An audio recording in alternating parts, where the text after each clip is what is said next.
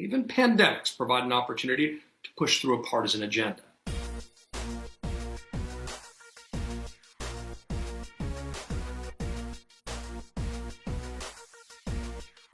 In the last 6 weeks, more Americans have died of coronavirus than were killed in the Vietnam War, while 30 million people have lost their jobs. Talk about American carnage. But the president's son-in-law thinks they all deserve a trophy. This is a great success story, and I think that that's really, what needs to be told. But that wasn't the worst idea in Washington recently. With states reeling from COVID deaths, decimated tax bases, skyrocketing unemployment, they're struggling to pay cops, firefighters, teachers, pensions, and jobless claims.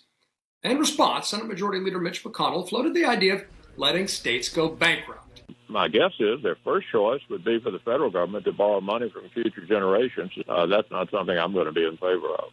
But McConnell presided over a massive growth of the deficit and the debt before the pandemic hit, courtesy of Trump tax cuts to many of the big businesses that are getting big bailouts. It's now, of course, much worse, with federal debt projected to exceed 100% of GDP. Then there's this fact. States can't declare bankruptcy under federal law. They can only default. It's not like Trump's businesses declaring bankruptcy after making bad bets in Atlantic City, which is probably why Governor Cuomo called it. It's a really dumb idea.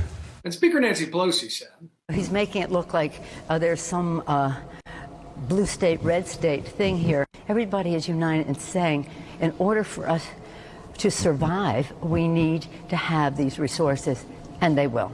McConnell's also pushing an old stereotype that happens to be completely wrong. Let's look at the facts.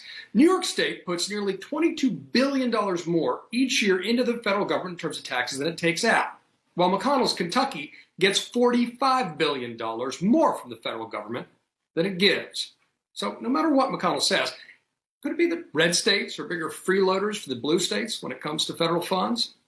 Well, while McConnell's apparently been trying to win the worst idea in Washington, Donald Trump said, hold my beer. And no, I'm not even talking about injecting disinfectant. Instead, Trump is talking about tying state relief to amending so-called sanctuary city provisions. Now, here's the thing. One of the reasons sanctuary city provisions exist is to help contain public health crises like the one we're in now.